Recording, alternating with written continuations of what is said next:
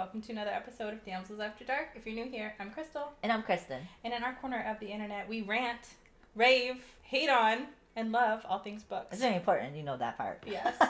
I'm foreshadowing. This episode is already a little bit spicy. This is our season 3 finale episode, where it's just sort of a free-for-all. We're going to recap all of the books that we read this season. There's been quite a bit of them, too. Crazy ones. There was a lot, yeah. Yeah. And we have them categorized from, like, our most hated, our most loved, underdogs, and, of course, our favorite. The Smash and Pass. Bedroom lines. Oh, it's fucking wonderful. I'm so excited for this. This is something we randomly did last season. I think, did we end our season with that? We started this season with our Smash or Pass, I think. Yeah. I think it'll just end up being a season finale ender for all of our episodes because it's so much fun. I don't know. It's not only that, like, this year we had some crazy book reads, so our Smash and Pass, we try to put them in. But, like, yeah, we as Damsel Fashion, we didn't actually, like, save any of our notes. Yeah, so we had to go comb through, 26 or 27 books we did? Oh my god, yeah. And, like, most of us have our books on Kindle Unlimited, so. Yeah, so we'll gripe about that when we get to it. Yeah. But anyways, without further ado, let's get into it. Cheers! So, because today is a crazy episode, we've included alcoholic beverages to help aid us in the fun times of our book. And I don't know if you guys saw our Throne of the Fallen episode, but I had noted in there that Envy made a drink and he gave the ingredients for the drink. And the drink was Dark and Sinful. And he said that it was made with muddled blackberries, orange zest, bourbon, brown sugar, simple syrup, and a splash of champagne. It is good. I've been drinking it. I don't know if you guys noticed, but I only take a few sips of it, and it's like Crystal. When she poured that in there, I was like, I don't know what's going to be said on this show today. We're getting crazy. For I don't finales. know. Well, I didn't even know what we were filming 5 seconds ago. And the thing is that we had planned at the very beginning of our brainstorming for what this whole show was going to be. We're going to be drinking our wine. We have wine glasses that we got specifically for the show, but the show required so much mental, oh my god, dexterity that to have it handicapped at all was just never going to happen. Yeah, and we probably would get off on some random tangent because I already feel like I want to go off on a random tangent. We didn't film for 5 minutes yet. And, how would we actually discuss any books? We probably wouldn't. We probably, 5 minutes would be discussing a book. And then we would just go on some random subject. And at the time, we were recapping. Yeah. Full the whole lot of books, yeah. There's no way. Now maybe it's easier. Because we're saying, little parts that we like. But, honestly, I don't remember every time we start filming. I have to recall, and that's not drinking memory, let's be honest. 100%. But today, that's the vibe. Yeah. Is craziness, wildness, tangent talking, totally vibe that we're going for here. And also, it wouldn't be two moms drinking if we didn't include the sippy cross. The baby sippy straws. Straws in here. Perfect. They are really nice colors, though. Clear and... I tried to get magic, but that's all I had. I'm it would be fine if it was... Whatever's in the drawer. Clear, yeah, we're pretty much. I was well, they're the same size, that's close enough. But also, this drink is delicious. So if anybody's out there wants to try it, I don't drink, generally. I have no idea how to make a drink. I had to muddle blueberries, and I just took a wooden spatula, and it's just... Yeah, I have a picture of that. Put it in there. It's good, but holy cow. I'm not a bourbon drinker, and to me, it's strong, because I don't drink bourbon very often, or at all, actually. I'm more of a vodka person, so, you don't really taste vodka drinks, but you can taste the bourbon. I'm like, oh. See, but I secretly have a want to get into whiskey. Right? Oh, so that makes sense. Because of Draco. He's always drinking whiskey. I'm I really need to just give some whiskey a chance. I do like this a lot. Yeah. It is good. It is good. And it tastes like a drink I would expect Envy to be drinking. I just want to put some more blackberries in here, though. Oh. I just want to get the blackberries, put them in here. I peeled the orange, too, and I made a little thing to stick it in there, and I didn't do it. We could still do that. There'll be a cut. Next thing you'll see is me have a load of blackberries in here, and Chris will have all the orange swirls. Just look out for that. That might happen. It's so funny. So before we move on to the substance of our season finale, we do just want to touch on one small thing that has recently come up, and we're doing this with the peace and love in our heart. We are a fun Mm-hmm. no serious episode, or Crystal has peace and love in her heart. I do have peace and love in my heart. Let's just be honest. We're just gonna. Crystal has all the peace and love in her heart. She's very, very good at handling comments. Hey, just put it. I love everybody for what they want to say and do. I think being opinionated is great. 100%. Also, then you have to respect my opinion, and you have to respect Crystal's opinion. If you don't, Crystal's gonna speak on her love and peace. Let her continue. As we foreshadowed, we did get our first hate comment, and I'm actually surprised that it took as long as it did. Now, I'm not going to highlight it. We're just going to talk about the theme of it. If you want to dig through our videos, I'm sure you'll find it. It wasn't even that bad, but we just want to comment on it for the sake of commenting on it. Somebody left us a comment basically saying that, that we were being mean just for the sake of being mean for a book that we didn't like, that we were ranting about, and then basically saying that we could just DNF a book if we don't want it. We don't need to finish, film, and post an episode about it. And just to reply to the comment, and just so everybody out here knows that, first of all, our show is not that serious. So, if you've watched us for any amount of time, we're ignoring half of the book and giving books 5 stars. Yeah. It's just our opinion. It's our opinion. Just like it's your opinion. It's for fun. The vibe of this show is to sit down and freely discuss our hates and likes and obsessions with a BFF. And we're inviting a community of people to join the conversation with us. And that's the whole point. Mm-hmm. So generally, the platform that we're trying to uphold is a place for everybody to bring their opinions, which is why we include the opposite of our opinions on all the episodes, because we like to hear when we're 5 stars on a book. I want to hear why people hate it. Yeah, and in fact, sometimes it's the best part of our show. And sometimes we agree with 1 stars. You're right. We agree, but we still like it. Right. And that's okay. That's okay. It's also, okay to hate a book. Yeah, and I also like to add, we do not DNF a book.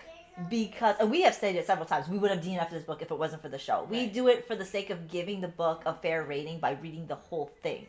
If you're going to DNF a book, I don't think, and I've said this in other episodes, I don't think you should be rating it if you're DNFing it. Just say, I DNF'd the book, I didn't like it. No rating. You know what I mean? That's my opinion. Everything, everybody has an opinion. This is not a fact-based show. The only thing we'll fact-base it is what its genre is, who the author is, and then we'll run from there. After that, it's all opinionated. But, you can dislike a book. It's okay to dislike things. I don't know where in the world it started where you cannot dislike something. Or talk on it. Why would we post videos of only books that we like? What's the fun of that? I want to have a conversation about a book. So I want to say, hey, I didn't like this book, so that somebody can come in and say, well, I liked this book, and we have a conversation. And that's how you have a conversation. And we don't always agree. You can like it, and I don't like it. That's the beauty of us being here together too, because we could disagree and share our viewpoints on why we like or dislike a book. So when we're actually talking on that we don't like a book together, most of the time we do have the same opinion, but not all the time. So that's another thing on our show is we want to show both of our opinions, and we don't always, and that's going to be part of this too, that we are differing views. Mm-hmm. So we're not always going to like a book that the other person likes, and that's part of this. And another point is we weren't going out of our way to be mean. Mm-hmm. I mean, if we don't like a book, it's so much fun to rant and hate about things that you don't like because it's fun. That's just what you do. But also, we're not going out of our way to find books that we don't like. I don't want to read a book I don't like. We wanted to like that book, obviously. We did. Yeah. It's a Dramini. It was one of the top rated Draminis that people are always mentioning. So I came with it with nothing but I'm ready to be sucked into this world. And it was not good. So, and that's what happens. If we were going for books that we knew we didn't like, then I could see, we talked about this too, if we know we're not going to read a book, we're not going to read it Irresistible Urge, the second one. We're not going to read that one because we already know we didn't like the first one.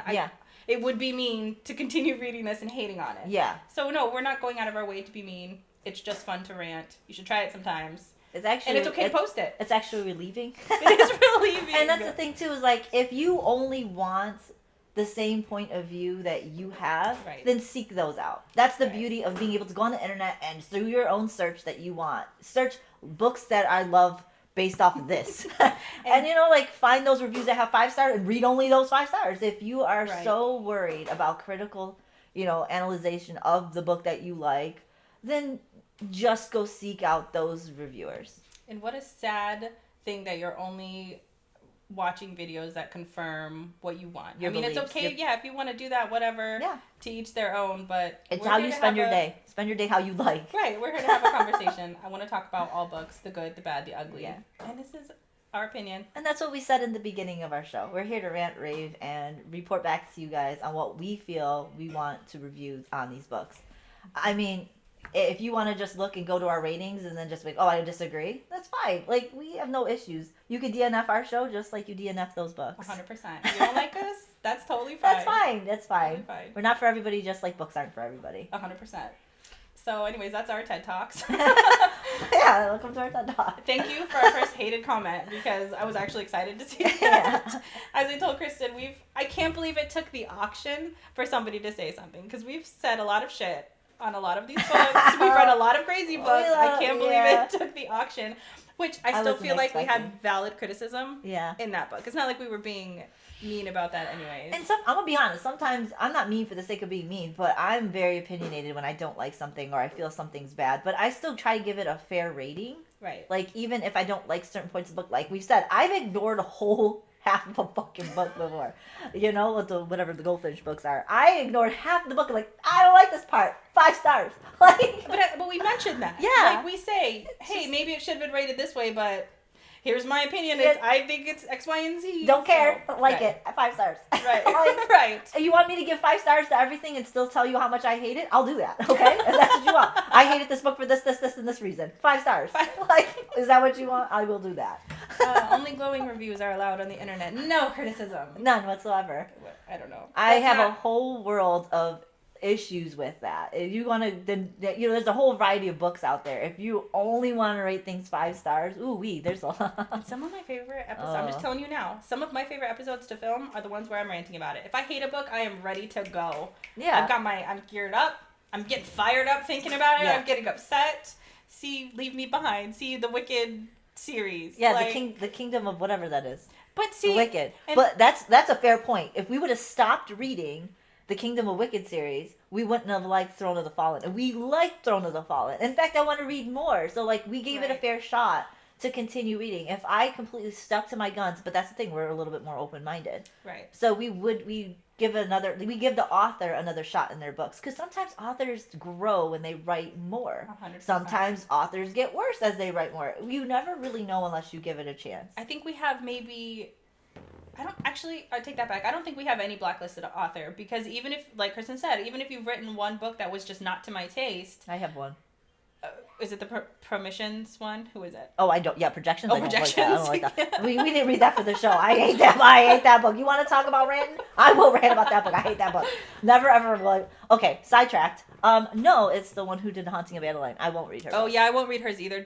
But we know that's not our. That's not our genre. See, that's not our taste, and we learned that by reading it. We are fair. I think that we're fair. Yeah. Even if you don't agree with us and you think we're being mean, at the end of the day, I think that we try to be as fair as possible and as respectful as possible because we're not our goal is not to go out here and just hate on an author, which is why we give them second chances. And to Kristen's point, we tore the the Wicked Kingdom of Wicked, or whatever apart. Yeah. But here we are drinking Envy's drink. Yeah. Because she redeemed herself. Yeah. So I do like that book a lot. It's really good. It is really good. Yeah. But anyways, we've ranted enough. Fueled on by the alcohol. Probably just a little. Yeah. But anyways, let's get into the fun of it. Just so you know, there will probably be spoilers in this episode. Yeah. And we're covering books that we've covered all season. Mm-hmm. I'm not going to try to give spoilers, but I'm also not going to try not to. I'm giving spoilers. I'm sorry. I'm drinking. I don't know what's coming out of my mouth. Speaking of. Yeah. Sippy sip. I'm going to put some blackberries in this bit. So good. Okay, so we're going to start it off with our most hated books. Oh my god, that's where we're starting. That's where we're starting. We're going to hate right off the bat. Yeah. Do you want to go back and forth? Do you want to do you first? Yeah, because I got 2. Okay, I only have 1, so you do yours first. I did not like Morning Glory Milking Farm. Okay, listen. I'm shocked. I have a fair reason for this, okay? I know what this book's about. I get it. It is meant to be just a smutty monster, whatever type book, right? That's not my genre. So let's just put it out there. I don't read these for fun. I made her read Crystal these made me read these for our Monster Bash book boyfriend month, okay? And did I have, like, I was not looking forward to it. But I have to say, the reason why I don't like it has nothing to, I don't even like to say this statement. The reason why I don't like it has nothing to do with it. It's a monster romance. It has everything to do with the story was boring. It was boring. And I do not like, what is it? Happily Ever After? Is that what it is? Yes. HEA? Is it? Yeah, Happily Ever Afters. I do not like Happily Ever After books. I do not like it. And plus, it's a monster smut book. If I'm going to read a monster smut book, I'm expecting monster smut, and I didn't get that. In any of the monster And books. any of them, I was disappointed. I was disappointed that the monster didn't. I don't even know how to say that. But that's we were reading the monster books. Yeah. To do something different on it because it was for Valentine's Day. Yeah. Essentially for February. I didn't get monster smut. Like Mm-hmm. I got normal smut with the monster hoo ho. You know, like and 24 ounces of jizz is not. I don't like the visual. Okay. Ropes. We were drinking. You were giving drinking. a coffee of a 24 ounce. 20 ounce. Unbeknownst to me that same day. I was like, Crystal, do you know what you're doing here somewhere? And the description of it being ropes was just disgusting. And it was mentioned over and over. Yeah, I did not like that. What did you rate it? Did you put your rating in? 1 out of 5. Okay. I made sure I rated all the things. And there's another one. I have one more. Mm-hmm. Mad Apple. I did 2 out of 5. I'm gonna say why, okay? No, I believe it. I That understand fucking it. book was crazy. It was crazy. What was going on? There was so much crazy. Like, was her cousin? Was it her cousin? It was her cousin. It was Yeah, her cousin. The incest. I can't. And even if I wanted to take that away, the story was wild. The story was weird. It wasn't even just like wild, like, oh my god, what's gonna happen next? Because it was so Honestly, was like, oh my god, what's gonna happen next? He had pictures all over her drawings. It was kind of romantic. It's always in my head now. It's not. It's fucking weird. Like, it's always in my head. Okay, yeah, sure. If it was a random other guy, like. Tell me you've never read a book like that before. No, I do kind of like it. The Fairy Tale book was actually had paintings of her in very sexual positions. Yeah. Mm-hmm. But to be fair, I also put this in there as something I didn't really like. But that's in a whole nother. Those are both very fair. Yeah. But yeah, Mad Apple, oh my god. Would you rate it? A 2 out of 5. Okay. The only reason why is because it had me like, I really wanted to finish it. See? I hated it, but I was like, what? Not because because I was interested, but interested in because I was like, this is deprived. It's like watching a train wreck. Yeah. Mm-hmm. That's why I wanted to And finish I'm it. sorry, but I really like about the book is the different altering chapters from being in the court and then being that is what I liked in the scenario. That is what I liked. That is probably like what kept me hanging on. And her mom. I think too is fair. Her mom was fucking crazy. Her mom was crazy. And I think at the time, okay, so if you were a part of the beginning of our season, we tried to do flashbacks of like books we remember from our youth. Yeah, and that was my pick. Yeah. And I totally did not remember the cousin romance. It was just funny because a little bit before that we were talking about incestual relationships on was it Ophelia? Was it? No, it wasn't Ophelia. Ophelia no, was because there's not. There was another book where we read it and it was like, I don't remember. I don't remember what book that was. That's a hard line for Kristen, though. She can't ignore that. I can't ignore it. And mainly because I just actively ignored in House of Dragons. Yeah. There's a lot of other, like, movies and stuff there where it's just like, oh, you don't realize they're cousin, uncle, brothers, or whatever until later. Right. And so you're like, oh, I like that. I think at the time we had just read a whole bunch of crap. And so he was getting me with the stuff he was doing, but I did. It was just that they were not cousins. That happens. Like I said, we ignore things. We're just like whatever. Yep. Ignore this whole thing. We're gonna like this anyways. Right. So my most hated book of the season is only one. I fucking hated Leave Me Behind. Oh yeah. That one I gave that a 1.5. I really thought you were gonna say Entwined. You know what? I don't even remember that. So. I didn't like it. You hated it. I did hate it, but I don't think it stoked my fire quite like Leave Me Behind. I get that. Because the thing is, like, I wasn't expecting to like Entwined. Yeah. We went into all these books very hesitant. Yeah. But Leave Me Behind, the artwork was so good. It was beautiful. The beginning of the book was good. Yeah. I didn't hate Haunting of Adeline, and this is my only reference point for these types of books. I didn't hate Haunting of Adeline because I didn't hate Zaid. he eventually he's never going to be anywhere up in anybody's book boyfriend for in our opinion, universe. Yeah. But I didn't hate him, and so that's the vibe I was getting from what the fuck is his name? Bradshaw. Didn't he have a name though? Like Bones. Bones. Thank you. Well, I don't remember that. I don't know, man. So I wasn't getting that. I was getting the same vibes from Bones, but Bones was just insufferable. He was an asshole to be an asshole. There was sexual assault to be sexual assault. Yep. Like that was the purpose of it, and like I learned really quickly that this is my hard line. I don't like this at all. In Haunting of Adeline, it was sort of explained differently, like this same sort of like what was dubious consent. Yes. It was explained. I think we've differently. learned that we don't like that. In Haunting of Adeline, the line was a little bit. It could be blurred. This one, it could not be. It was very obvious what he was doing, and then he was doing other psychological abuse to her, pushing her into the ocean, and like. I can get down with bully romances when they're bullying because they're bullying him out of the love of their heart. Yeah, because they hate that they love him so much. Right. And they're torn. Right. So torn. And there's a different way to do it. See, Breath Mints of Battle Scars is the I do like that one. Perfect example of a bully romance that I am down for. Yeah. If you're being mean to the FMC just to be mean, just to terrorize. Just to abuse? He did hate her. Like, really hate her. I can't. You're never redeemable in my eyes. And so, what the fuck is his name? Bones was never redeemable. Yeah. Agreed. I understand her sleeping with the twin brother and never bringing that shit up to Bones. I hated that. Was disgusting. And then they were, like, fine at the end and of the book. And that's when I hated her. Because I was like, that's fucking weird behavior. It's one thing to do. I don't even care that you did it. I care that you didn't even tell him. You guys are living your life happily ever after. And they're he twins, doesn't know. Too. And then the brother was like forcing the two together. That's just ick.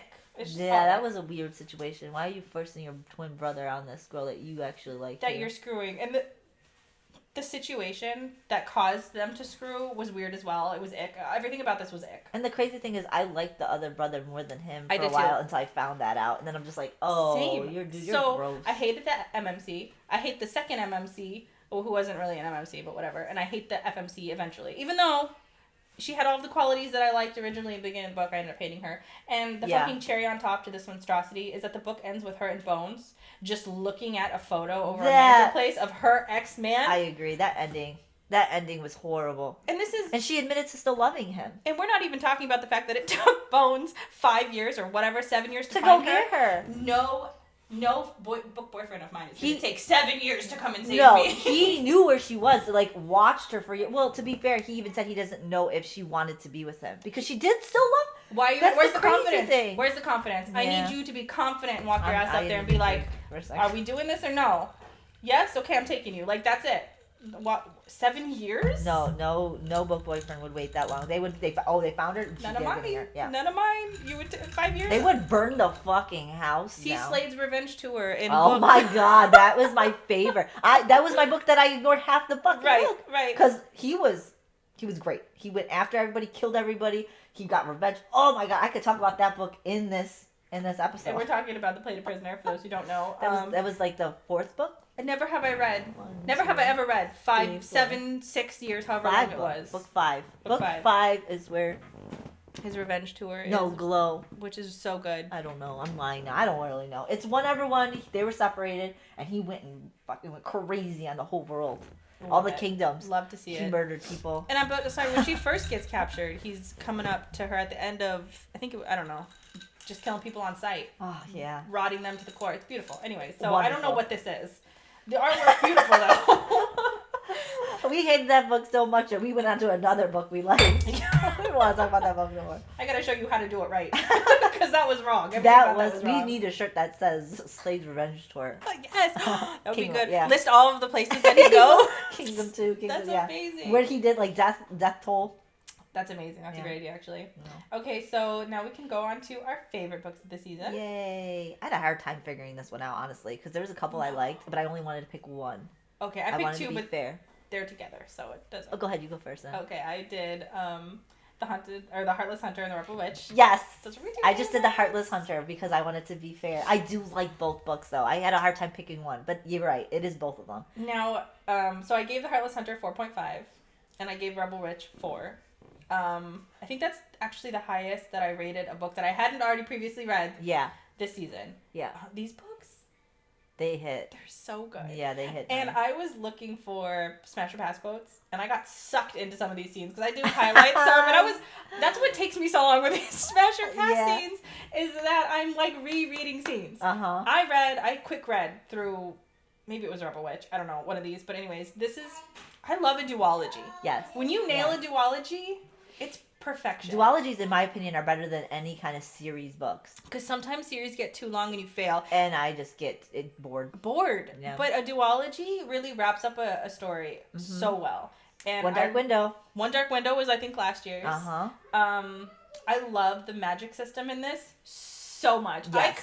I could rave for days about the perfection of this magic system. So unique. Love the blood tears. Yeah. Perfection. The fact that at the end of doing the magic spell, you get this like signature. The casting signature, the casting scars. Yeah. It also has a scent to it. Yeah, everything. What else? Fucking all of it. The runes. I love that she has to draw a rune. Like you can't. It's not just something you cast. Yeah. Yeah. Perfection. And she can use other people's blood, not just, it just has to be blood. And the fresher the blood, the better the magic. And they're witches. They were persecuted for being witches. The whole story background for both sides. You get both sides of the POV switch to the MMC to the FMC. Perfect. I love a man's internal thoughts when he's I do too. Struggling with his feelings. Torn. I love Gideon. He's like the perfect brooding. I love both the brother and like. Oh, and Alex. Oh my God, the heartache I had at the end of the book. That was my heartache for the season. Yeah. I was devastated. I don't cry at books, but that one and then I had to wait. By the way, that's right. You had both books. I had to wait. That cliffhanger was so upset. I remember telling you like, Crystal, you gotta read this book. But that cliffhanger. You're determined to do that to yourself though, because you have continue to do that to so many yourself. times this year. I think that's why I stopped reading different books too, because all of these books have cliffhangers, and I'm just like, I love Rune. I love that she plays this ditzy aristocrat during the day, and then at night she's moonlighting as some fucking she's breaking witches out of jail. The and Batman. Remember we talking about the Batman. She's Batman. I love that. I'm Batman. Now, and I did say this in the original reviews of this. Like, yes, the plot is predictable. Yes, you have all these predictable things, but it still felt fresh and unique in how she reworked the blueprint. You know how it's gonna go, but I like this idea of. Them never being able to trust each other and how much that psychologically fucked with them through both books. Yeah. I liked that so much. And like, you know how it's gonna go. The twist of her best friend I did not see coming. Oh, no, I didn't see that either. And I really see a lot of shit coming. I did not see that coming. So when it happened, I had to reread. I was like, no. I had to go back. So when I reread it, I think I reread that book 3 times. The second time, I think I read it by myself because I was just like, what? And then the third time I reread it with you. And so when I was just like, I was looking at all those points of the best friend, like she was really in college and stuff. I was like, oh my God. Right. And when she was getting mad that Rune was with Gideon, she always thought she was jealous of just Rune having her attention. She was actually just jealous of Gideon the whole time. Right. And it's like, wow, this is interesting to see. I also was obsessed with how much this book actually made me feel, and I think it's actually the second book in Rebel Witch. Yes. When they're on the cruise ship, there's this really pivotal scene where Rune is down in the boiler room, and she just kind of lays her heart on line. I got so sad for her because basically what she told him was like, I want you to see me as a girl. Like I just want to be a girl who you think is worthy of being cherished and loved, not a witch that you think just needs to die. Yeah. And like for me, that was just like it hit. Yeah. And not a lot of books. Sometimes they have these like heart to heart things, and it's kind of annoying, and it's like. Sometimes I feel like when you're doing an enemies to lover, you're doing like made up reasons for why, like there's a misunderstanding or there's this and this. But here, this really seemed pretty complex, the relationship these two characters had, because they each had different end goals and they were sort of positioned as enemies who had both betrayed each other in the first book. So it was hard for them to come together and for her to kind of like lay her heart on that. I don't know. It just really hit for me, and I felt so bad for her in that moment. And then also watching him like flirt with the other girl. I wanted to kill him myself while I was reading that. Right. Yeah. So like all of it was just so good. Great. Yeah, it was beautiful. It was a beautiful book. Do you have any other favorite books? No, that's that is. I kind of had a feeling we were gonna kind of agree on that one. because I was looking at our things and I was just like, I think the only book we really both enjoyed through and through was Heartless Hunter. It was our one dark window of this season. It was. I don't know why I didn't give it a 5. I might have to go rewatch the episode, but there was a reason. 4.5. You had a real reason, and I legit agreed with you on that. I gave it a 5 because, like always, I ignored certain things, like I always do. But I think you gave Rebel Witch. I think we both agreed that Rebel Witch was a 4-star out of 5 because there was something about it too that I didn't really. I don't know what it was about. I tried to glance through my notes, and I did see that I put on there. I really hate a fake main character death. It's always fake. I think that was probably one of my biggest gripes. Was that you killed her and you tried to make it act like it was real. Yeah. But, like, obviously it's not. That ending was not as good as I wanted it to be. I mean, it was good. I think it was the epilogue where I was just like, it almost kind of felt like it wasn't her character again. Yes, and we were kind of that. We just took that epilogue out, to be honest. She was trying to run away again. I was like, what? She should be more confident who she was. That's right. We were really irritated by that. Yeah. But other than that, I think. But whatever, it was good. It was good. The banter, all of it. Slow burn, so good. Yeah. So most disappointing book of the season. Haha, Fairy Tale. Yes. Was that yours too? Yes. Fuck that book, man. 3 out of 5. I give it a 2 out of 5. I think mine was actually 2.5, and I think I just gave it a 3. It was long and boring and horrible. I don't know what all the hype was about when it first came out. It had so much hype. It is a long book, and I'm not just saying it's long as in story written wise. I mean, it is that too, but it's lengthy. The book is lengthy. Was it like closer to 1,000 pages, or was it like 700 to 1,000 pages, somewhere around there? It was lengthy for no reason. You could have cut it off. And it's supposed to be a timeless romance over the span of years. I did not even feel that. Now, don't tell me that a timeless romance reincarnation is a slow burn. That was another gripe that I had. That is not a slow burn book. No, it's not a slow burn book at all. Because he was coming at her on every period in time, too. Right. Every time she was reincarnated, he came at her immediately. And I get that. But it's not a slow burn. And this is the most disappointment because I expected more from it. I did too. I read the beginning, the warnings and all of that, paranormal, complex narratives, like all of these buzzwords were hitting, and then I read it. It was so bad. I think one of the biggest gripes that I had was the surprises. I didn't know that I could ever gripe about something like this, but the fact that there were so many twists and turns and gotchas thrown in here, none of them hit. No. Once you do your 5th gotcha, I'm like, I don't care. And none of them made sense. They don't. Like, that funeral scene, I don't fucking understand what was going on with that. Right. It was a wild funeral scene. Like, you just popped up alive and, like, what was going... They're on fire? Like... And then nobody talks about it afterwards? It was never spoken again. Yeah. And, like, it was crazy. I mean... The story could have been good. The way they met and all this other stuff was very interesting, but like I was no longer interested in it because of how the story took too long to get to a point. But the reason why I think I gave it a 3-star is because her story of how she was killed in her 2nd or 3rd life. Yes. When she had adopted those kids. Yes. And then her son killed her. And then that was fucking wild. That's like that was a good part. That was the only part of the story I like. Because she like ran away from her family to be with him. Because she realized who she was. That was the only version of those two that I liked. And it's like a 4th of the book. And so she sacrificed herself to save him. And then he was stuck in a prison. That story right there, because I think that was her 2nd or 3rd life when she reincarnated and realized who she was, and she finally figured out who she was, but by then she sacrificed. I loved that story. That was good. Mm-hmm. That was it. That was the only part of that story, and I think that was maybe 200-300 pages of the whole book. Right. Such a small segment of the book. And so by the time it hit, like by the time the story, that part was being told, and the story kind of started to resonate, I hated reading it by then. And because nothing else was holding this book up. No, it was just that part. I could have edited it and cut a lot of that out and probably would have liked it more. 100%. Yeah. No, you're absolutely right. Another thing that I'm going to throw in there that was a pet peeve about this book for me was that the MMC kept saying darling and lass. Nothing hits harder as an ick for me than saying darling.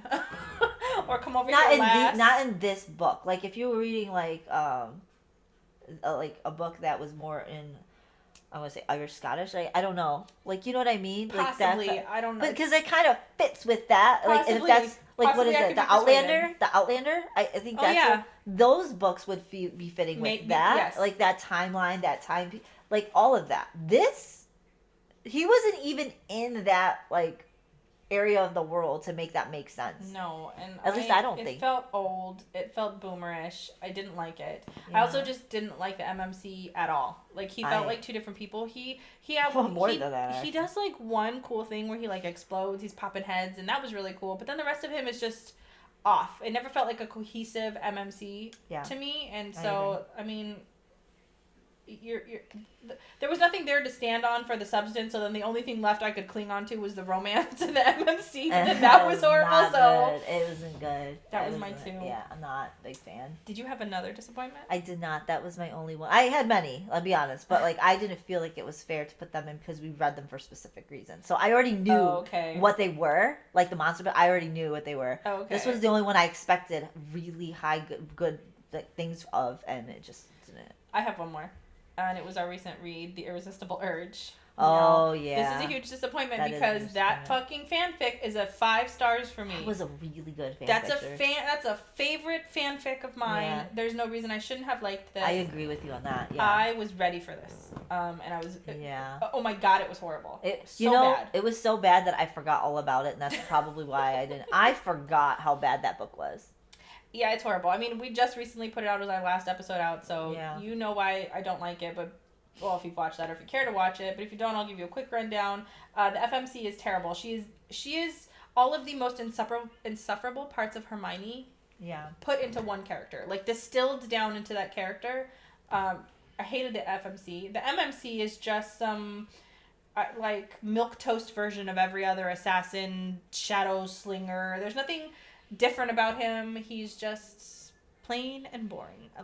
Both of them were just plain and boring. I didn't like it. Bland. I was bored. And their banter between them, it just was not good. Like I was like, how can the banter's written right in the whatever original. That book is. Yeah, it's really good. Like why does it feel like this is, I don't know. Right, and so because the banter wasn't good, it wasn't funny. No. And the romantic tension, the sexual tension was not even. It was non-existent.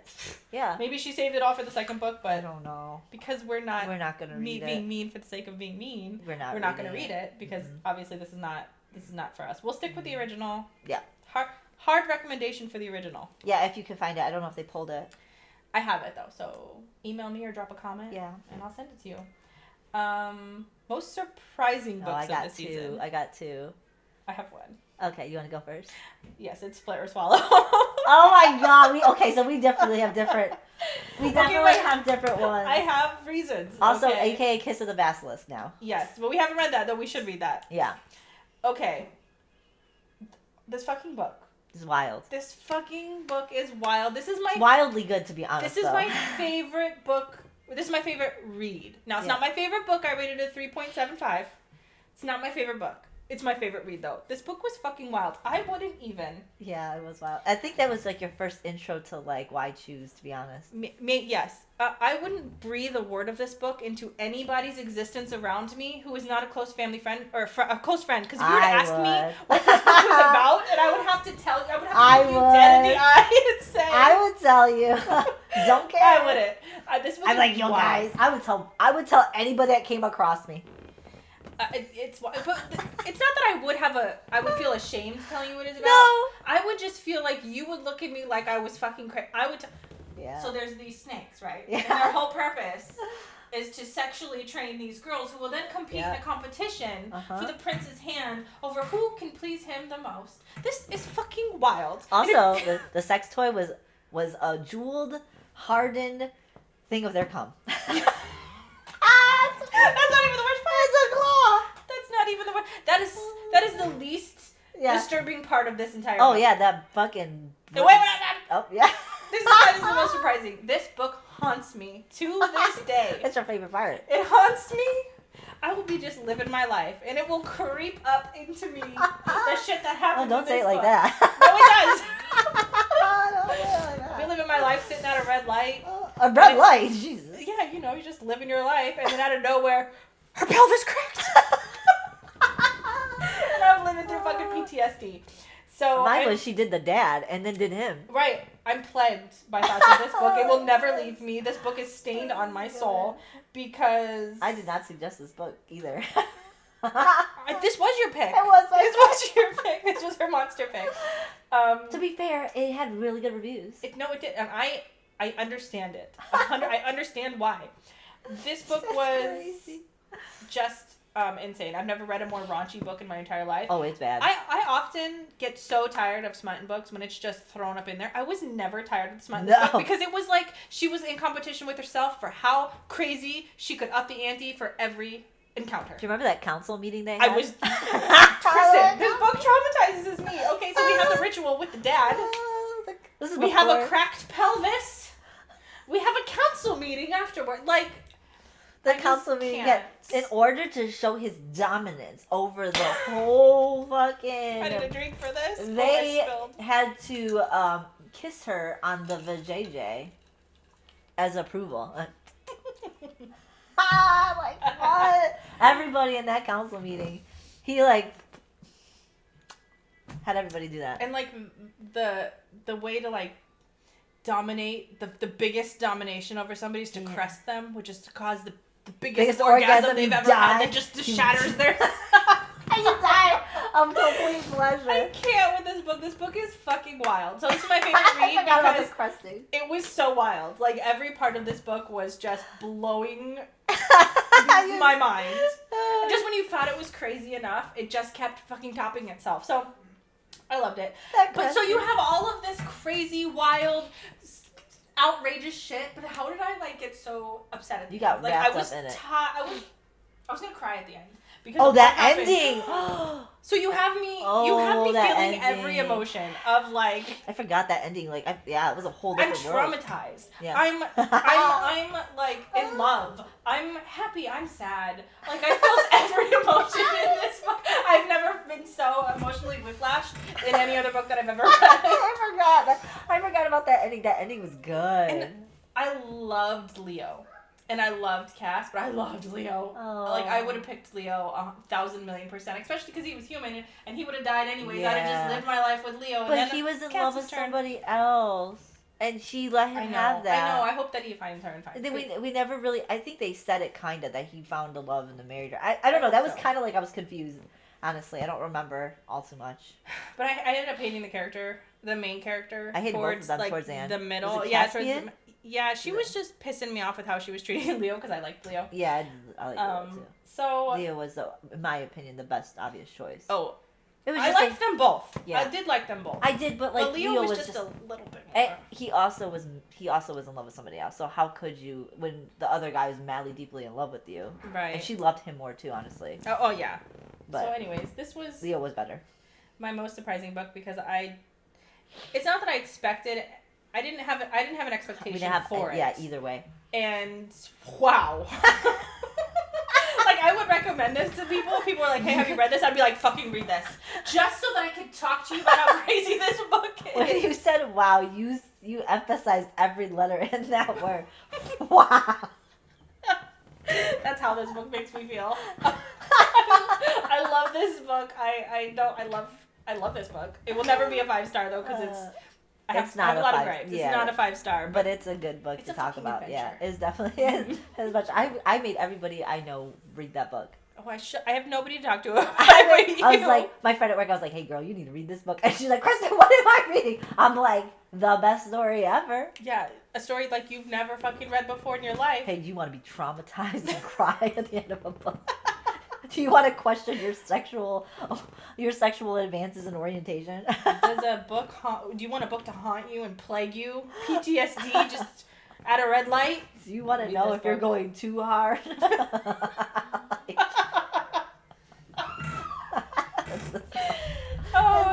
I can't. Well, now my fucking most surprising books are a shade compared to yours. I have Throne of the Fallen and Veiled Kingdom. Yeah, I was going to put Throne of the Fallen. Throne of the Fallen only because I really hated the other books. Now, I was expecting this to be so low of a bar of, like, on ratings that I ended up giving it a 4 out of 5. So it's so drastic in my opinion of the book. Like you said, Split or Swallow, I had no really opinion. It was a monster book. I heard some things. I kind of expected it to be a little crazy, but not that crazy. But Throne of the Fallen, I expected it to be, like, 0. I didn't expect her writing to get any better. I didn't expect anything good. to be honest. I expected only low everything, but like we did like Envy, and I wanted to give it a shot because I felt like the author has potential of storytelling. I just don't like the way she would write her stories. And this was supposed to be her official adult book. Even though, caveat to that, the Kingdom of the Wicked should be an adult book, just so you know. Especially the second book, which was my favorite. I did like that book. Because her smut was real good. Oh, it was hitting good. She was doing good with the smut. Oh my god, book 2. Oh, fuck. Some of my best quotes are in that book. This is the only reason she reeled me into making Envy. me real Christian is that I loved Envy, and I liked her smut. And I liked the world. I did. I just thought I thought the way she went into her storytelling was bad, but everything else about it was really good. I didn't blacklist her in my mind because I felt like she had the ability to get better because she was still really a new author, I think. But yeah, it is really good. So I think if anything, you do have to read, in my opinion, you do have to read Kingdom of the Wicked in order to understand Throne of the Fallen. They said you don't have to, but I think you have to suffer through it. You might like it. I didn't like it. Think of it as a hazing ritual. Yeah, you kind of have to. In order to understand what is going on in this world, you kind of have to, because there's brothers and they're all in this book too. Yeah, and the Kingdom of the Wicked is a good way to get introduced to all of the brothers before you go off on their individual stories. Yeah. So it is worth the read, begrudging. I never thought that we would ever say that. I agree. To say that you have to, just like you have to read Satan's Affair to read Haunting of Adeline. Yeah, it just sort of makes it much better. Even though I hated those books, you kind of have to. Yeah. You have to suffer through the mannequins.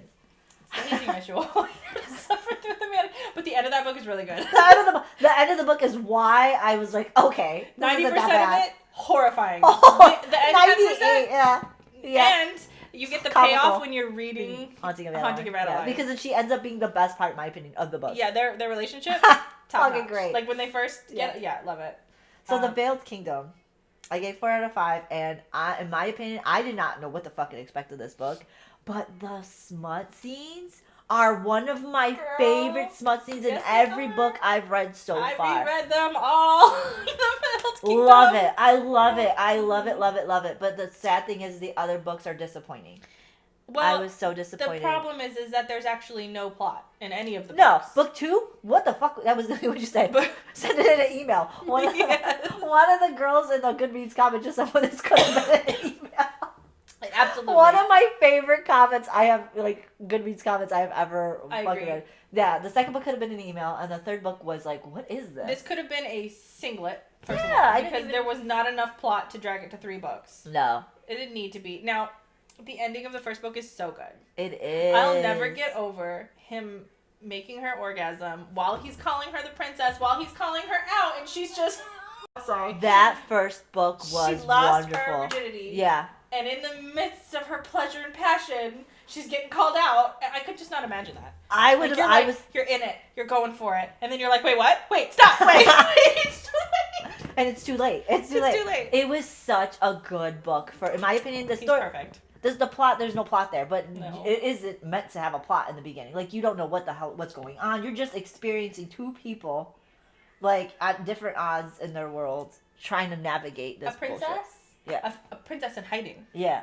And then the rebel captain. Yeah. It couldn't be any more of a cliche fucking setup. But, it was great, though. Yeah. I loved it. But there's nothing else to it. It's basically them 2 in his hideout. Yes. That's it.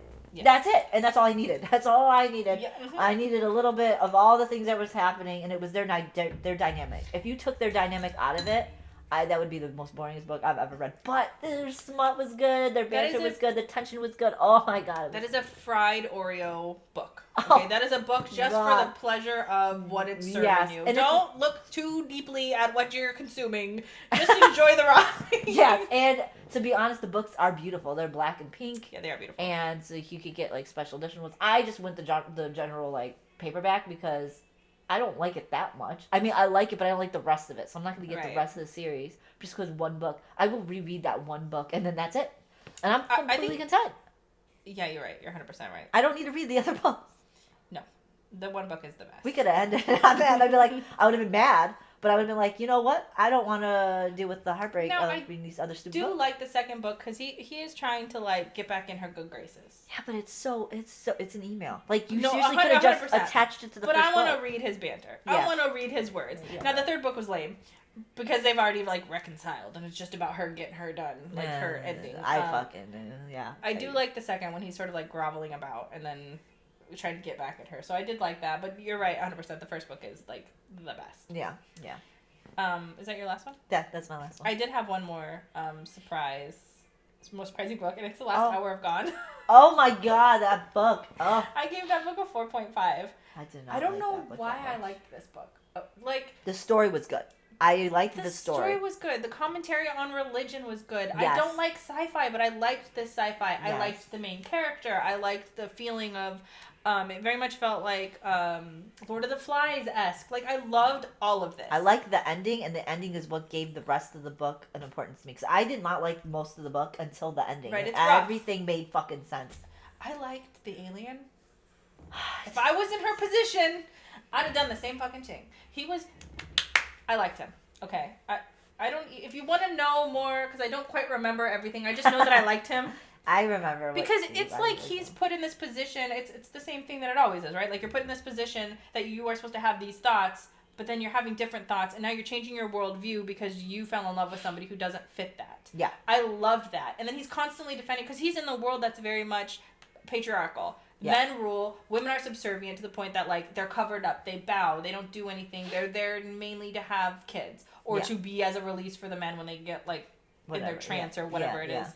And he fell in love with a human who obviously doesn't fit any of this. And so he's having to battle his people. He's having to battle his internal thoughts because he thinks the God is telling him that he needs to do this. And so the fact that he's breaking through all of these barriers for his love is why I love him. I mean, I love that story. Now, we've had the discussion, would you smash or pass on that with him? I don't think I would be in the situation that she was. I would just want to be friends. Because it gets a little rough. It gets a when little you talk about weird. the equipment that he's working with. Yeah, I don't know. It was really weird. It's really weird. But if I'm stuck on an alien planet and I'm not coming home, and that's all I've got, I'd have taken her position. I'd have done the same shit that she did. If I'm stuck there, if I know I'm stuck there. I get what you're saying. I gotta do these other assholes who are like, I get what horrible? you're saying. I get what you're saying. I understand what you're saying. I don't know. I don't know. It's bad. Like, the equipment is bad. It is. Yeah, it's like traumatizing bad. Yeah, I don't know. I think that the man would have made it tolerable. Because on anybody, if it wasn't this alien, I would have been no other alien. He was a good alien. He was like a decent. He was a good alien. He was a decent dude. He was the best alien of all the aliens there were. Let's just be honest. I get why she fell for him. But you know what? I'll give him credit though, because we read monster books, as Kristen said, because I wanted to read about a monster, and he was the only one out of all of the monster books that was giving me monster. Actually monster, yeah. Like, and that's what we talked about. We're like, well, we wanted monster, we got monster, and I'm just like, I feel like I don't want monster no more. We got what we were looking for. He was like an actual lizard alien. With all lizard alien parts. There was no, now there's a minotaur, but he was on the hand. He had no lips. That was a weird kissing situation. We're just like, what? We got monster, all right. I regretted saying that I wanted monster. Yeah. So anyway, but I liked it. Like, I liked it was a good story. It was a good story. Yeah. And it's crazy because a lot of the story is a fucking pilgrimage across the planet. There's not a whole lot of action happening, but there's a whole lot of, like, good dialogue. There's a whole lot of political maneuverings in what's going on. Like, all around, I just thought it was a really good book. And I was pleasantly surprised because we read this during our monster books. I was not expecting a monster book to be good. Yeah. It was actually pretty good. And that's it. That was it for you, right? Yeah. Okay, so the most differing books of the season, which I'm sure we have the same one, is... Love in the Time of Zombie Apocalypse, Yeah. Breaking My Heart. Obviously, we don't have to talk too much on this. I gave it a fucking 5. I gave it a 3, which I probably should have done the same thing I do with all the books that I don't like, is I should have just not paid attention to a whole part of the book. But when it's... So how could you do Draco the disservice of not that? You'll do that to Mr. Ravager. Well, okay, and I'm going to explain why. It was a chunk of the book all in one spot. If it were, like, scattered, like when they do the time jumps or they go this POV to that POV, the story would feel very shortened where I would have to ignore just portions at a time. But, like, the fact that zombies was, this is good, what the? I'm bored. And so, especially when it's at the very ending, I tend to be like, oh, okay, I can't ignore it anymore. Now I have to sink into it and read through it. And it's a good chunk. It is a big. It's like as if these were separate books that would be like the whole trilogy, Ending the last third, part of the end. Yeah, and it really, and it's such a drastic pacing. I think that's why I probably would have given it a 4-star if it was shortened and the pacing wasn't so drastically different.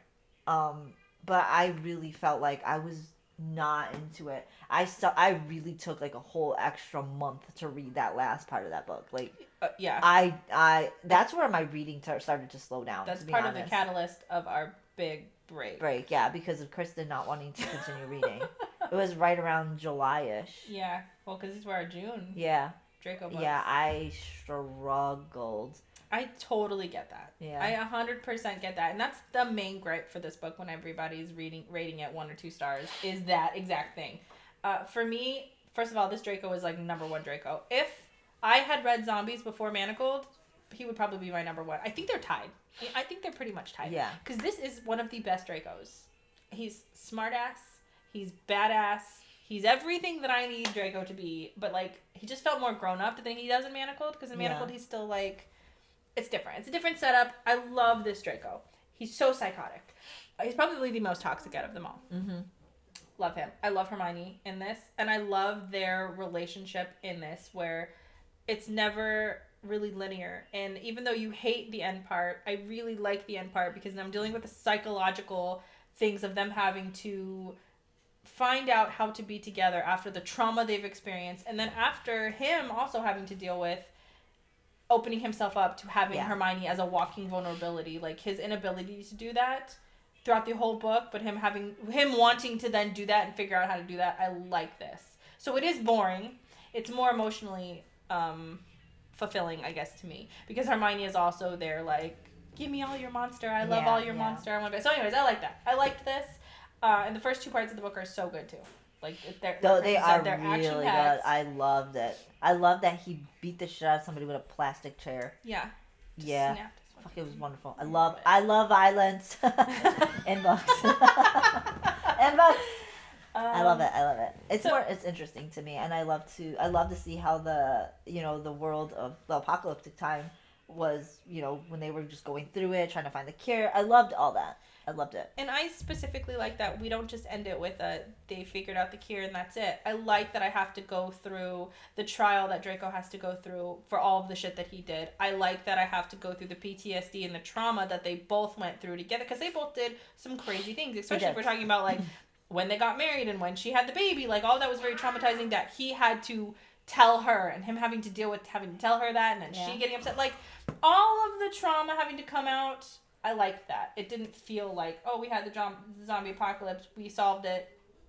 HEA. Yeah. Oh, fuck it. HEA. Oh. Right. So I liked that there was some lingering issues here. And any reason to keep me in this world with this Draco, sign me up. I don't care.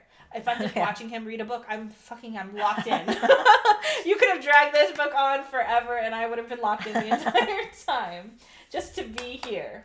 So, but yeah, that was definitely our most differing. Yeah. Do you have any honorable mentions? I do. I have 2.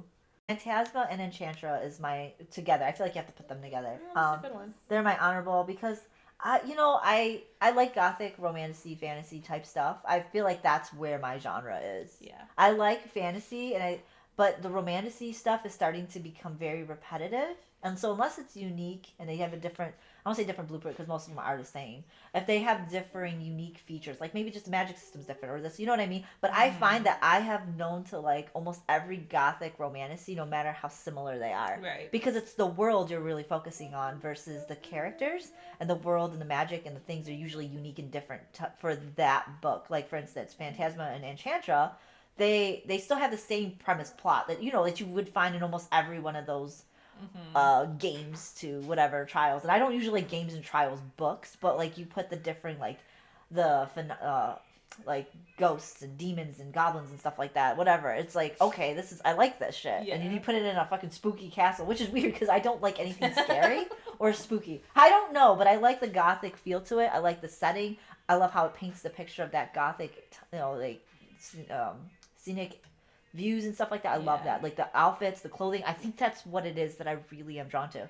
And then like there's something about Blackwell that's kind of I really like, and Rowan I really like, and some of their scenes are just MMCs really were good. great. Yeah. And even though I didn't really like FMC and the first one, I forget her name. I really liked Ophelia. Yeah, I really like Gwendol. Is it Gwen? In the second book, the sister. I don't remember. Genevieve. I don't know. I guess Gwen. But yeah, I really liked her more. But yeah, it was. I like those books. They're not the greatest, but I still was very entertained by them, and I like them, and I would read them again. Yes. So just like Phantasma and Enchantra were my honorable mentions for the season, and I really thought were like definitely a duology that I felt was like really good. Those are good ones. Yeah, I didn't actually expect it to be that good. They got really good reviews, but I didn't expect it to be as good as I thought it was just gonna be like every other book. Like, oh, it's pretty decent. No, I like them. Yeah, because sometimes you have these like TikTok books or Instagram books that get a lot of hype and they're just sort of lame. Mm-hmm. I did like them as well. I thought they were pretty good. But the MMCs and the FMCs I liked. I think I liked Genevieve better. Yes. She was a little bit feistier. Yeah. Also, I liked Rowan a little bit more too. He played around with some shadows, which I was singing in Phantasma. I wanted to see some ghost stick. Yeah. And I didn't get that, but I did get smoke play with Rowan. So thank you. If you're going to have super special paranormal attributes, please use them. Yeah. What's the point of having them? I agree. If you're not going to use them. I agree. It was really boring. Blackwell was very boring. And he talked such a good game. This man was talking so much shit. He talked it up and he did nothing. And he went to the bedroom and it was like, I've seen this before, but Rowan was not talking a lot of shit. See, that's how you know. Rowan kept it quiet. He kept his little one-liners, but then he went to the bedroom and delivered. He laid it down. All right, so my honorable mention book is another Olivia Blake book because I don't know what it is about Olivia Blake. I cannot read her books because they are too train of thought for my brain to keep up with. I could listen to them. I could have somebody read them to me and I'll follow along just fine. Yeah. I cannot consume them. My brain does not follow along. Oh, it's so hard. Even when you're like kind of tired. Oh my God. God, no. She gives it to you. Yeah. You better sit down. You better pay attention. You better be locked into her book or you will fucking trip and fall and not know what the fuck you're doing. Now, I picked Gifted and Talented. I gave this a 4. I don't know what it is about this particular book. There's not a whole lot going on.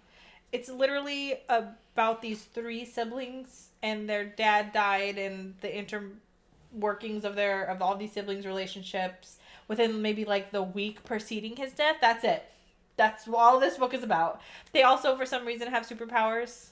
I don't know why. Maybe not superpower. They're just powers. Yeah. I don't know why. It's never really explained. There's no real reason for it. There's no big reveal at the end of anything. It's just people working through their relationship with each other. Yeah. And their passed away father.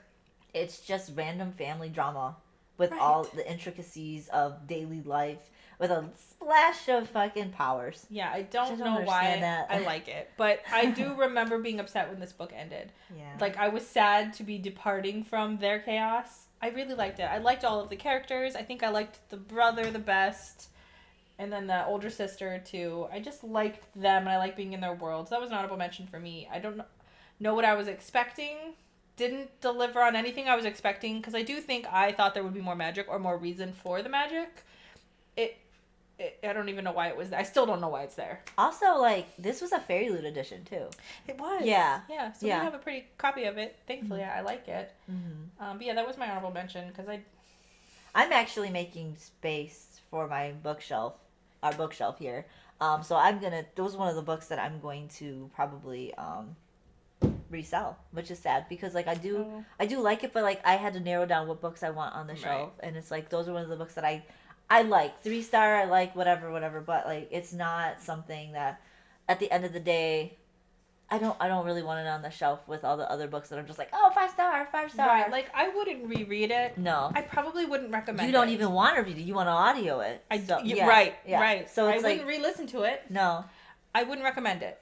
It's one of those like comfort books that just made me feel happy and comfortable in the moment. Yeah, and so that's how Masters of Death was as well. And I like Masters of Death just a tad bit more of Gifted and Talented because it had more of that, like, there was so much more, in my opinion, funny, witty banter between the two, like, between the everybody. It's like these happenstance group of people that don't know each other have to be together. And whereas with Gifted and Talented, they're brothers and sisters, and they already have this history. And also, Masters of Death had more fantasy in it. Had like gods and these games and angels. It had like all religions in it. Yeah, it's very interesting. I think I rated that lower though. I feel like I gave that a 3. Yeah, you did. I think you like Gifted and Talented more, where I like Masters of Death more. Right.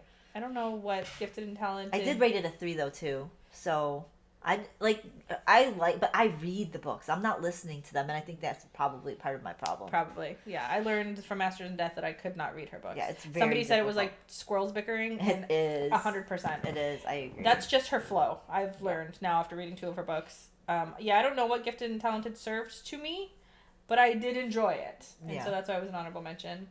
So now we can move on to book boyfriends. Now we did our book boyfriends at either at the end or beginning, the end of last season or the beginning of this season. Don't remember. I want to say end, but I'm not too sure. I think we usually save it for the end. Yeah. Now we just have a running list of our 5 plus 2 honorable mentions. Kristen. Drum roll. Mine didn't change. I'd like to add though I would like to add another honorable mention, which would be The Veiled Kingdom. Rowan is his name. Okay. Only the first book though. Can you give the viewers a rundown of your top 5 plus 3 honorable mentions? So first one is Nyktos he's originally from not Blood and Ash. There's another one, Fire and something. Yeah. Flesh and Fire. I did not read the last book that came out. Oh no, I did, because it's Blood and Ash that just recently came out. I read all of the books for Flesh and Fire, which are out, completed series, but it is attached to Blood and Ash. So I didn't finish Blood and Ash, but Nyktos is my first. Rhysand, however you want to say it, is Court of Mist and Fury. I like him a lot. He's still my second. However, he kind of gives me... I also like to add that Rhapsodic. I don't know if you ever... if anybody's, a big fan of that book, really. It's really... I forget her name. I don't know if I have it. I do have it. Somewhere over here. I was going to pull it out so everybody can see it. Rhysand gives me the same vibes as the MMC in the Rhapsodic series. Very similar. So if you like that, I would suggest reading that. However, Rhysand is a better MMC. Draco for number 3. Slade for the Plated Prisoner. I know you hate that. Slade for Plated Prisoner only because of, I think books 1 or 2 to 3. I'm sorry, you said he was 4? Yes. Okay. 4. And, what's his name? Elm from One Dark Window. What's his name? What's his name? Well, I couldn't think of his Renelm. It's Renelm. Yeah, I was like, is it Renelm or I couldn't remember his full name, but Elm is his nickname for number 5. Kristen's juggling so many boyfriends over there. Honorable mentions: Castile from Blood and Ash. Mem Nom Nom Nom. Mem Nom Nom Nom from Bewitched. There is the Curse of something. I forget the prequel to all those Bewitched books that is out. I have not read it, and it's specifically his story. Before he went crazed and started treating her like crazy in the when they were reincarnated. I love him in those 2 books, so I need to read The Curse of something. What is it?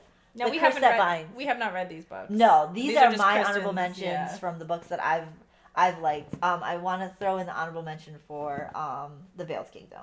Dacre. Yeah, because fuck that first book. Some of my best quotes are from that book. Yeah, I'm here. Yeah, but those are they didn't change really, except I just added that honorable mention. Okay. I like that. Did you change yours? I did change mine.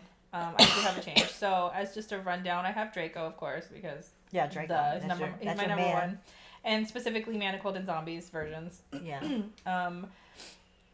Okay, Rhysand is my second. I don't really know why anymore. I think he's more of a comfort blanket, a security blanket. Because I've read so many books since him that I really need to reread. And I specifically will probably reread Court of Mist and Fury. Yeah, I remember why I liked him, and it still stands true because there's certain quotes that he said. There's the way he, certain things that he's done that I know it's controversial with, maybe did he essay her? I'm gonna be fucking honest. I don't believe so. No. I mean, I've read some fucking books where there is, he probably fucking essayed her. That is mediocre compared to the shit that we've read. Oh, 100%. So if you've only read that book and that type of book, you are going to be like, maybe. but like No. not the books we fucking read. And so. now I know it has to do with that book. Yeah. Like, I know A Court of Mist and Fury is the Rysand book. That's Yeah. the book where he's doing everything right.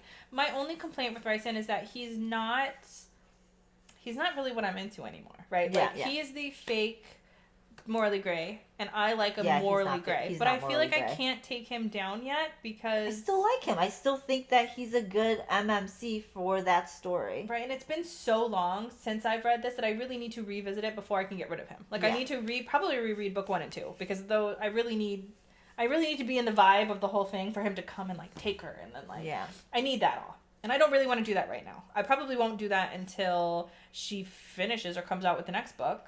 I think if you want to get a darker, I don't want to say darker, but like that's why I said Rhapsody, he gives me Rhysand vibes. Like the whole, and I like him. Right. It's just there's still a little bit more of there's more controversy in that book to me than there is A Court of Mist and Fury. Yeah. And that's the thing, is that he's not ever really morally gray. No, he's not, in my opinion, he has no controversy whatsoever. No. But there's certain scenes that still I love to this day that in my head still stick. See, and I agree. Yeah. That's why he's still there. Yes. So he's always like a tentative too. I'm gonna have to revisit him. I do like him. I know he's like one of my first, so that's why he's still here. Yeah. But yeah, he anyways, so that's his second spot. My third spot is what I changed. So I had Renelm there originally. I moved him down for Dacre. And the reason I did is because, look, listen, I love Elm.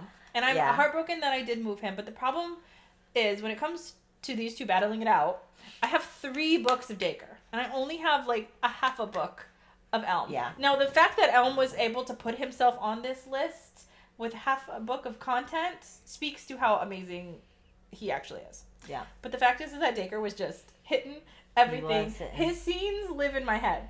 Like, there's a cave scene. There's a champagne wine spilling scene. There's finger licking scenes. Okay, I revisit these scenes. And it's all him. And I like him. And I like his, like, bully attitude throughout all of the first book. He's just a fucking insufferable asshole. I love him. Love it. Yeah, I love him built. And the ending, just we had mentioned it already. Like, the ending when he calls her on her shit, the way he does it. I love him. So he moved to 3. I moved Renelm to 4. I can understand it. He should be my top 5, but I feel like Slade's the... Okay, so Slade does it for me. So I have Renelm, and then I have Carden Greenbrier as my 5th. Because, 1, I'm here for the throuple. I'm down for Jude any day of the week. I'm here for her. I get it. I know I can't have Carden without Jude, and I don't want Carden without Jude. I want them both, but I do like Carden. Every time I am in this world or around and I'm like reading quotes, he just gets me. He is the pretending to be, I mean, he's not pretending to be drunk, but he's like drunk and aloof, doesn't give a fuck, but like underneath all of that is a really smart, really powerful man who just loves his woman. Yeah. To the high heavens, like praises her, and I love him so much. So he's still lingering in 5. Who I removed was Slade, because I was really into it. 1, 2, and 3 was here for him. 4, 5, 6. You just ignore those books. Here's the problem. Talked about this. You ignore those books. I can't, Kristen. I was getting so much. This man's bedroom talk is so bad. It's the worst. Okay, yeah, I'll give that to you. I'll give that to you. And the problem is that in the last book, he just ramps that shit. Both of them. I'm so sick of both of them. I was sick of both of them. Those last books, I just like, they don't exist. It's like, did a man write this? Am I right? I'm like watching man-made porn here. This is not for me. I don't know what. Like, not even just the worst man-made porn. Like this was not for women. I don't know. Yeah. This was for a man. It was like one of those guys, and I'm gonna be graphic here. It's like one of those guys who just jam it in without any foreplay. And then just talking. But that's not what he did, though. He did do all the foreplay. It's just for some fucking reason he turned into this weird dude. Both of them then did, though. They're once they start going at it, they're both just spewing the most graphic, crude, icky and not even a good way. Could think of. And not even in a good way, because you could still say those graphic porn lines in some, like, really enticing manner, right? Like, no, it was not even good. And it's the fact that they're full on sentences. Like, when you're saying something, it's like just one-liners, 2. Yeah. He's saying paragraphs. Like, he's not, like, oh my god, dude, why are we having a novel written for this graphic thing that we're doing right now? I couldn't get over it. Like, just say your statement. Just say your line. Just say certain things. Just say, like, you know what I mean? Just say those one-liners. I need your one-liners. Yeah. See, this is the thing, is that when you're quick with it, when you're smart, when you're savvy, when you're sassy, you can deliver the one-liners. I don't know what he's doing. He's like, and it's weird because outside of the bedroom, he's perfect. He does everything right. He's saying that he is what I want him to be. He's saying those one-liners. Yeah, and that's the only part. It crumbles in the bedroom. I ignore the rest. So because I actually was really into The Plated Prisoner, and I was upset with how it ended. I ended up not really liking it. In fact, I would probably not recommend the series to anybody. I didn't like it. I wouldn't recommend it either. I only liked like 3 of the books, and I didn't even like the first book. I liked the second, third, and I think the fourth was where I split everything down the middle. Right, and then I didn't like 100%. Yeah. So it just kind of went down for me, and so with that, I'm so done with both of them. And what it was I think it's the last book when they finally reunite, and then they're starting to bang as they're walking to the tavern to go bang for a whole week. Like, I just couldn't. And then I was stuck with both of their banter half the book, and I just didn't like it. So I had to kick him off. However, I liked him in 3 books, so I kept him. Because like some of the best lines are from him too. So, but like, okay, I'm looking at Dacre or Slade. And I'm looking at them both, and I'm thinking, yeah, one is definitely hotter in his power. He's more powerful. Oh, that's what I'm saying. He did this revenge tour. Yeah, that revenge tour is hot. This one over here has a lot less power. He's sassy and he's mean. And but he's his bedroom talk was way better. For one book, it was only one book. Well, I guess I did like the 2. You did like. See, I didn't. I only liked one book. But when I'm thinking back at the scenes that would make me swoon. The scenes that I cannot think of a whole lot of scenes in The Plated Prisoner. I can. That make me swoon, but what comes to my mind instantly is the carriage scene. Every time I think of this Don't think of that scene. That's a horrible scene. Why would you? Because that's where it goes. That was the most impactful scene. Now, if you give me the Veiled Kingdom, shame. I've got some scenes. Oh, they're all the scenes that pop up into my head. They're all the scenes of Veiled Kingdom. However, I like the scene where he's like, he makes out with her and then shift change. Like, that was pretty fucking But was that better than the cave scene? I like this. No, it's not better, but I feel like Slade delivered more scenes than Dacre. But he had 6 books. That's what I'm saying. There's only 1 book. There's 3 books, and I only liked 1 book of Dacre. Yeah, okay. Well, this is why he's my I understand I understand what you're saying. I get it. I completely understand why you did that. I guess overall, just to sum up my feelings, I just have too much ick from him. He's giving me too much ick that it's just I just ignore grossing me out. I can't ignore it. I get it. We both ignore different things. Right. Yeah. It's understandable. I get it. But I get why he's on it. Like he's fucking his revenge tour. Yes. Yeah, I think that's what it is, right? I think his power is what really does it for me. I agree 100%. He rotted kingdoms for his woman. Like, and when he goes to go get her when she's trapped on the second book. Yeah.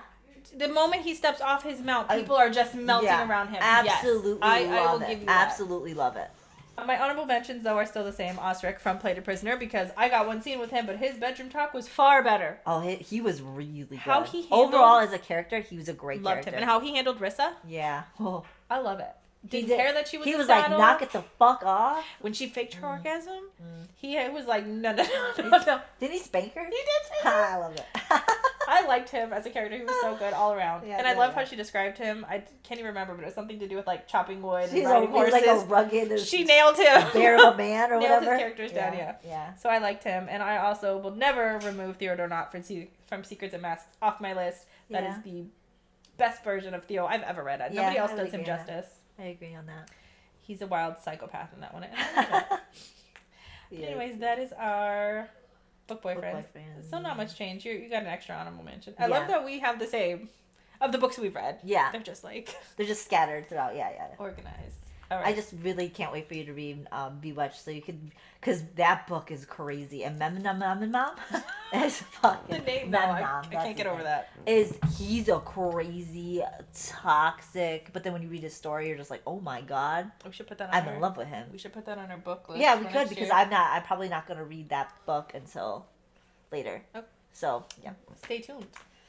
All right. So now the moment everybody's been waiting for it. Kristen, you have not had enough to drink for this. Let me drink. Chug. Also, I hope we don't have the same wine. Well, okay, so I put, I think 5 for us to do, but I ended up putting 2 more down. I only did 4. Oh, you only did 4? Okay, well, I have... I know I did more, but for some reason only 4 saved, so I must have not saved. Well, I have 7, so, and I didn't plan to do them all, I just wanted options. I did too, but they didn't save. I don't know what happened. I was doing it, like, late at night and on my phone. I think I just hit it out and I didn't save, which I thought it automatically did, but apparently didn't. Well, so just in case, if I happen to have one, I'll just switch to a different one. Okay. But these are graphic. Yes. Well, I will be bleeping, but we're going to say them with our full chest. I will. So the game is, we're going to say, so we've picked lines that are in the throes of passion, maybe right before, maybe right after, but within the scene. They're dirty talk. They're dirty talk, yeah. And we're going to rate them whether we would pass or smash. And then we're also going to try to guess name who it is. Who said it and what book it was from. So, I'm excited. This was fun last time. Let's see how good we did. We did really good last We did. I'm nervous, though, because there's a lot of things I don't remember. Now, I'm going to say a caveat to mine. When I was rereading my lines, so I was like, why are these so romantic? Like, why am I choosing the cheesiest, most romantic lines? I wanted... Yes, I found a really romantic one. I was like, that was in this book? Was one of my favorite new romantic lines. And now, I didn't want to do just romantic, because I kind of wanted to do, like, I'm thinking Slave Carriage Scene. I wanted to do some graphic, so I was really trying to go to Milkmaid, or Morning Glory. Yeah. I was trying to go to Rock Hard Gargoyle. I don't have them anymore because they were on Kindle Unlimited, so all I had was the ones that I bought, and so a lot of them are romantic. Mine are not. Okay, good. Well, so I have the cheesy romance ones, and Kristen has the dirty ones. Oh, goodness me. Okay. So you want to rotate? We'll do one for you, one for me? Do you want to start off with the romantic one first, so that way I don't come in hard and crazy? Okay, yeah, I'll warm you guys up. I'll do my first one. Yeah, she'll do the foreplay. I'll go in rough. Let's see. I'll warm you guys up. Yeah. She'll come in with Thanks the roughness. Thanks. Okay. I'll do this one. I am undone by you. I crave your scent, your skin, your voice. I think about you all the time, to the point of destruction. You are unbearably overwhelming. I cannot resist you, no matter how hard I try. This was in the throes of passion, by the way. That's a lot to say. Now smash or pass. Some man was saying, oh man, I am undone by you. I love it. I do love it. So I'm going to say smash. But I don't know who fucking said it, and I don't know what book. So, it is Caspin. Oh, from Split or Swallow? Yeah. So he says that to her, which is it's a good line. I would also smash this line. It's a good line, and I don't want to say what I'm about to say. That's okay. I have... Are you ready? Yeah. Fuck, man. Okay. You haven't seen me mean. If I were mean, I'd slide my between your lips and keep you from talking when I tire of hearing you speak. Is that from the Veiled Kingdom? Yes. Is that That's Dacre? I knew it because he's such an asshole. Smash. Yeah, I figured. Smash. That's a mean line. Okay. I don't want to read mine. I have another fucking romantic one. Here we go. Go ahead. I want to know everything. I want to see all the darkest corners of your mind. I want to taste your sins. That is Rowan from Enchantra. False. It's not. Ooh, is it from Phantasma? Yes. Blackwell. Yes. Ooh, and I like that one. So that's a smash. Smash.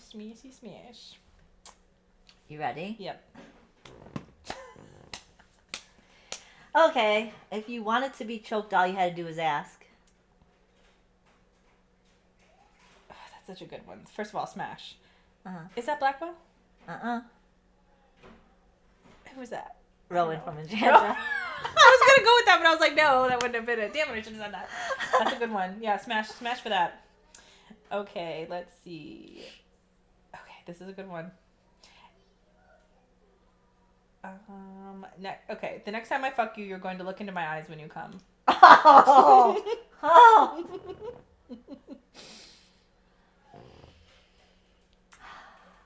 Smash. Dacre? No. Who? Draco. From Secrets of Masks. Oh my God, of course it is. Of course it is. He had some What book? Secrets of Masks. Oh, he had yes. some good I ones. love that book. That's a good one. Oh. Yeah, he said that to her twice, actually, because I actually had 2 of them on here where he was like, when I do this again, you're going to look me in the eyes. Yeah, I do like that. Smash. Okay, I got another one. What God? Tonight you only scream and cry for me. No God will bear witness to what I make of you. Smash. Instantly, no questions. Oh, you're going to hate why you say that. Damn it. You're going to hate it. That's the only clue I'm going to give you. You're going to hate it. Yes, it is. Bones. Damn it! Leave me behind. Leave me behind. He does have some good shit though. He does. I'm not begrudging him of his line. I should have looked too in there. Damn it. He did have some good lines. Listen. I wanted to like him. Minus all the psychological and sexual abuse. Yeah, it was crazy. He'd have been fine. No, that is a good line. That is a good line. Yeah, I did like that line a lot. Let's see. Okay, I have a funny one. Okay. It's just 2 words. Okay. Please proceed. In the throes. Please proceed, sir. Ooh, You're close. You have the right mindset. It's not Bunny, is it? Mm-mm. Or Bradshaw? Mm-mm. I don't know who. It's Hermione from Zombies. I would. Okay, first of all, that's a pass because that is too weird. To be, right. Please proceed. Right. I'm not gonna say that for you doing things to me. He was doing things, and she had to stop, and she's like, okay, please proceed. And he was like, I've never had such a a great invitation as to that. Yeah, that's definitely a pass on that one. But it's funny. It's funny. It is funny. Okay, I got one. Ooh-wee. Ready? Mm-hmm. I would feast upon this like I've been starved. Here. I have been starved, and so you. Damn. Is that envy? No. Damn it. Feast upon this. Big heart. Who would say I think it's kind of unfair that I did this, but I had to do it because I needed that quote on here. I don't know. It's Dacre again. Dacre again. Yeah. I should have known. I should have known my man. Yeah, you should have. I tried to get Throne of Fallen. I tried to get some envy quotes, but I could not find any that were like really like. So is that smash or pass for you? Oh, okay. Say it again. Of course you want me to say it again. I would feast upon this like I've been starved for years. I have been starved, and so you. Smash. Smash, smash, smash. Yeah. Let's see. Okay, well then I'll do... We can say this shit. Okay, use this when you touch yourself later. It'll be almost as good as when I make you come again. Easy. That is Split or Swallow, and that is Caspin. False. What? It's not the claw scene? Okay, let me think. He said, use this? Use this when you touch yourself later. It'll be almost as good as when I make you come again. How is that not the claw scene? Okay, I give up. It's envy. When he is fucking with... Oh, fucking... I don't remember her name. What did he have? What did he give her? I think it was like massage oil. He was like rubbing her down in the room. Oh, that's right. And he was like getting her all hot and bothered. And he's like, here you go. That's right. He like leaves the room on her. Smash. Yeah. Cause like he's fucking with her. I love that. Yeah, I do too. I love that. Oh man, I would have never thought that. Yeah. I was looking for scenes too. I could not find any. Yeah, it was actually kind of hard. I just kind of threw that one on there as a desperate one, but I did kind of like it. That's a good one.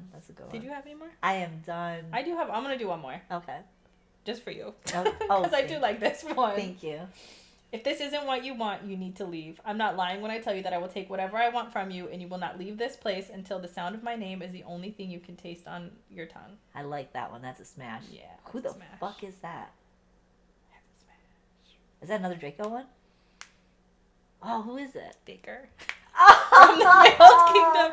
Dacre has so many hits, He man. does. I did change. He does say leave many. this cave, but I felt like if I said that, you would know, so I just changed it to place. That if you would have said cave, I would have immediately. I didn't want it to be too obvious. Yeah, because that's one of my favorite fucking. That is pure genius in that cave. I love. I think that's the first time I experienced the licking of the fingers. I couldn't wait off. for you to read that part specifically. And now I'm hyped for that. Every time that pops up in a book, I'm like, he did the thing. He licked his fingers. He did the thing with his fingers. He licked his fingers. He looked at her and he walked off. Also, it adds to the fact that he had kept her hidden while another guy was looking for her. Made her come while a guy was looking for her, and she's like everybody was looking for, like all her friends were looking for her, all their friends were looking for them, and he had kept her hidden, and he's like, go ahead, call out for help. Oh shit. I love a punishment. I love a punishing sort of relationship. Yeah. That's sexual. Is it really punishment if you like it though? No, it's the best kind of punishment, actually. Please, somebody punish me this way. As Hermione would say, proceed. Please proceed. Literally, I was like, these are so romantic. I need somebody. But I wanted to throw a girl in there. I was looking for Envy's girl because I remember she was doing some type of stuff. She had some shit to say. She wasn't, because she was fucking with him, but she wasn't given any good lines. But then I saw the police. What I saw was Draco's response to the please proceed. Apparently, I highlighted that. And he was like, I've never had a better invitation than please proceed. Yeah, that's pretty funny. Hermione, only you would say some bullshit like that. Please proceed. I'm taking off my shirt. Yeah, like what? That's so weirdly said. Awkward too, honestly. Right. Well, anyways, smash, smash, smash. And so, lesson we've learned this year is that we will definitely be highlighting and getting all of these. And yeah. The problem that it takes me so long getting these fucking lines is that I do not highlight smut scenes, apparently. I like... Oh, I do. And you can see where we're different here, is that I like the drawn out slow burn. Kristen is ready for the action. So all of my highlights are everything in the slow burn. When we get to the action, I'm not highlighting a single thing. I don't highlight anything. I do highlight the very intense, like, heart to heart ones where they're like pleading like, oh my goodness, I love this or that. There's one scene especially in Phantasma that he says where my soul will be echoing yours in my grave. Yes. I kept seeing that quote, and that's one of my favorite quotes, probably from any book I've read. It's the most romantic line. I don't remember exactly in its entirety, but it's one of my favorite romantic lines. So I highlight the most romantic lines. Same. Where they're pouring their heart out like in the most poetic, voice. Same. However, I alternate like our souls call out into the graves for the endless of time, and then it's like I want to feast upon that. I love that, okay? That's just where I fall into. Need a man that can do both. I need you to talk dirty, but not too dirty. I mean... But dirty. I mean... Just the right way. I don't know. Exactly. I'll never pinpoint exactly why I hate Slades. I'll never be able to articulate it. I can. Because it's not... It's very, like... I don't know. It's more like you just, like I said, it's just going in without any lube, pretty much. Right. It's how he talks. Like, how he talks is just, like... That's it. Only in bedroom. Oh, like, that's it. Like, he'll, like, be this great dude, how he uses his words and everything. And then in the bedroom, it's just, like... It's not even good one-liners. It's not like he's two different people, and I think that's what it is. There's a... I mean, technically, he is two different people. He is. But he doesn't shift. I could understand if he shifted differently in the bedroom and, like, shift... That would be better. Then I would be like, oh, yeah, I get it. Now he's this primal, one-worded beast of a dude. Yeah, he's his primal fae... Yeah. Dirty talk. Also, like, there would be moments where he's just given those one-liners that are just like, and we want this. And then there's then he goes into the next where he just wouldn't shut the fuck up. Yeah, so we have some examples of that in our last Smash and Pass. So if he were to change shapeshift into this romantic, wordy dude, and then once he's like this primal, like, you know what I mean, that I can understand. Yeah. But like that's not what's happening. No, I get it 100%. I agree. Happening. Hard agree. Yeah. But yeah, anyways, these were great. I love these are my favorite. I love reliving the raunchy scenes and having to guess. It's my favorite. Yeah. But anyways, so let's see. For next season, we do have sort of a roster of books. I think we're doing it spreadsheet style now. I think that's the best way to sort of list them out. So we will have that up. We have a column for projected review dates. Projected is the key word because, guys, life happens. Things happen. Don't know how else to put it. We're not like heavily endorsed or sponsored. We're doing this because we really just want to talk about books, and we're going to be opinionated about it, and we're going to like doing it. And you don't have to watch us, but you have to know that what we're going to do is we're going to talk, we're going to rant, we're going to rave, just like we said. Yeah, about all of them. And if we hate them, we're still going to read them because we have a show that we're trying to do. And we're doing it for fun. We're doing it for fun. Literally for fun. I mean, look at our episode. We're doing smash or pass bedroom lines. Like, it's not serious over here, guys. We'll have a roster for our books, which we already have a pretty completed roster because we didn't do most of our books for the second half of this year. My fault, guys. I went on a stump. Every time I pick up a book, I start to read or fall asleep. I mean, I feel like it's fair for both because I fell into that as well. I think it was you from the beginning of the year, but we were still staying on track. We may have missed a couple weeks, but like me, I'm like, Crystal, I'm still at 60%. And I somehow caught wind. It was to that commenter's dismay, it was Rose and Chains that really jump started this The need to read more. the binge that I'm on now, because I ended that book and I was upset that it ended. I'm so upset that I had to jump into some reverse heroine books, which I would have never wanted, but then I devoured I a tried 500-page book telling in a day. If 3 you- of them. Yeah, if you were following along with us, there'd be moments in time where I was like, oh, I'm reading the Broken Bonds book, and I'm like, Crystal, you're not ready for that yet. And then she's like telling me she likes a certain book, and I'm like, oh, I think you're ready for Broken Bonds. Ready I was. I needed It's something so good. to ease my heartbreak over the ending of Rose and Chains, and I jumped right into the Broken Bonds. The junk food of reverse harems, I'm telling you. It was good. It's good. It is. It's I'm good. kind of at a slow part. Kind of slowed down. I found something else to read in the meantime. I do need to finish it though. But, anyways, that's what jump started my need for reading again. So I'm excited about it. But so the first books that we will do for the next season are going to be Alchemize and Rose and Chains. How are you faring with that, Kristen? Still at 70%. 70%. I think It says I have like maybe 7 hours to read left. And I could get it done. I just, things happen. Books, big video games. right. There was a couple documentaries that I felt like I needed to read. I'm sure everybody knows exactly which one. The I'm holidays are upon us. Holidays, yeah. And then like, just life. Life happens, and then vacations and going back and forth and doing things. It's just crazy. Kids, Right, family, that's just how life is. But we are projected to be coming back. Our next episode will be Alchemized. Then it should be Rose and Chains. And I will put up the list for whatever's coming next. I'll link it down below like we had it before, just so you can see kind of what we're working. And I will update the list. Much easier to update a spreadsheet than it is to update a calendar. Yeah. So we'll just keep that updated, and hopefully you guys can join us for season 4. 4? Holy cow, didn't know it was 4 already. I will say, though, every year we've reviewed more book, or every season we've reviewed more books than the last one. So we are on a positive trajectory. Yes. We're getting better every year. Yes, that is the truth. And that's really all that matters. Yeah. Progress, not perfection. Use that as your motto for life. I agree.